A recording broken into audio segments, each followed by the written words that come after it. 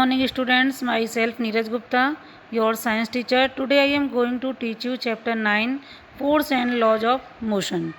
Let us start.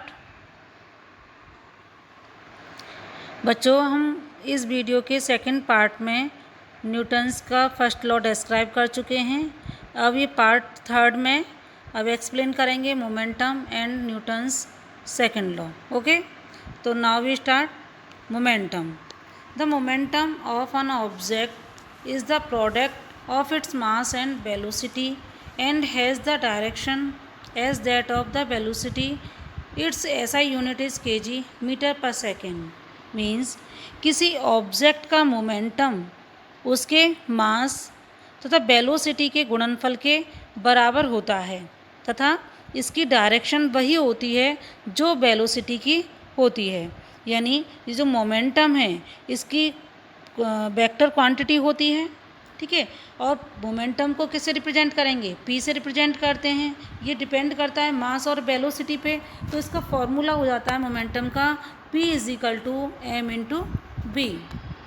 इसकी SI unit है kg metre per second.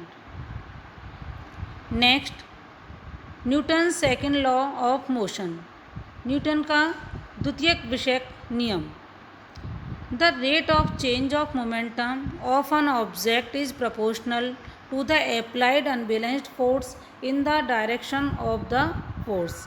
It means किसी वस्तु की गति के परिवर्तन की दर बल की दिशा में लागू और असंतुलित बल के समानुपाती होती है।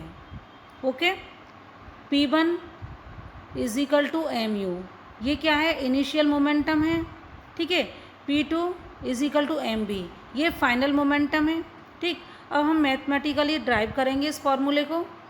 तो F प्रोपोर्शनल P2 - P1।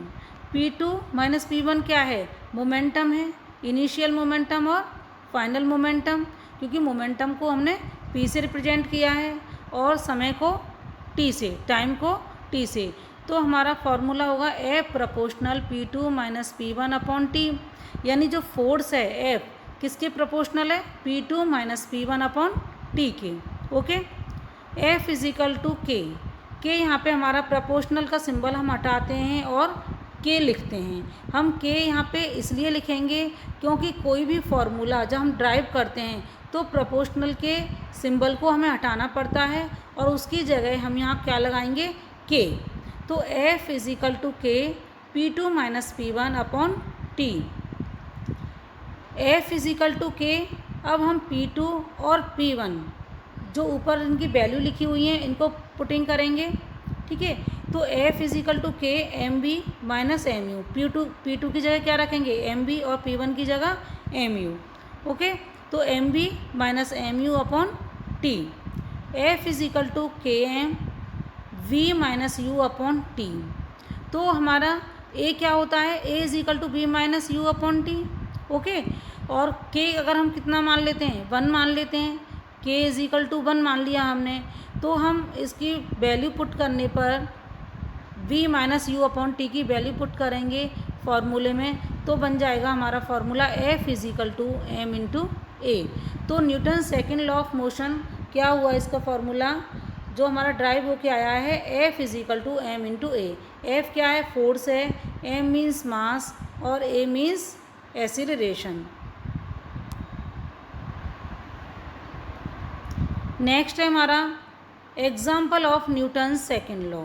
हम एक एग्जाम्पल के थ्रू आपको एक्सप्लेन करना चाहेंगे न्यूटन्स के सेकेंड लॉ को। Okay, A cricket player moves his hands backward on catching A fast cricket ball.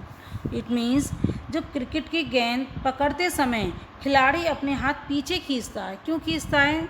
क्योंकि इसका कारण यह है कि यदि खिलाड़ी अपने हाथ को स्थिर रखकर गेंद पकड़ता है तो गेंद को रुकने में बहुत कम समय लगता है, जिससे वेग परिवर्तन की दर अधिक हो जाती है। टाइम कम लगेगा तो क्या होगा? वेग परिवर्तन की दर जो होगी, रेट होगी, वो क्या होगी? अधिक हो जाएगी। अतः खिलाड़ी की हथेली को गेंद में अधिक बल लगाना होगा। जो खिलाड़ी है उसकी हथेली को क्या करना पड़ेगा? अधिक फोर्स लगानी होगी, जिससे खिलाड़ी की हथेली में चोट भी लग सकती है, ठीक है।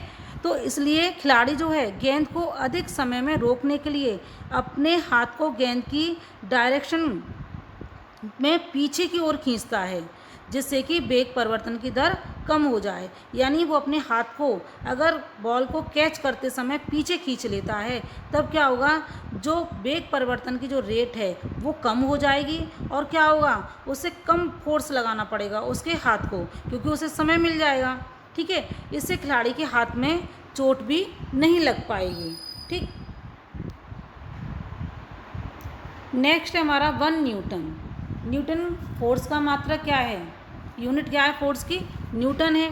ठीक है, अब हम इसको एक्सप्लेन करेंगे। 1 newton, a force of 1 newton produce an acceleration of 1 metre per second square on an object of mass 1 kg। Means यानी 1 newton is equal to 1 kg metre per second square. इसका मीन्स क्या है, 1 Newton वह force है जो 1 kg की किसी वस्तु में यानी ऑब्जेक्ट में 1 मीटर पर सेकेंड स्क्वायर का एक्सेलरेशन उत्पन्न कर दे। ठीक है, तो 1 न्यूटन इज इक्वल टू किसके बराबर होगी, 1 kg metre per second square के। ठीक है, तो हमारा फॉर्मूला क्या हो जाएगा फोर्स का, F is equal to m into A. Thank you.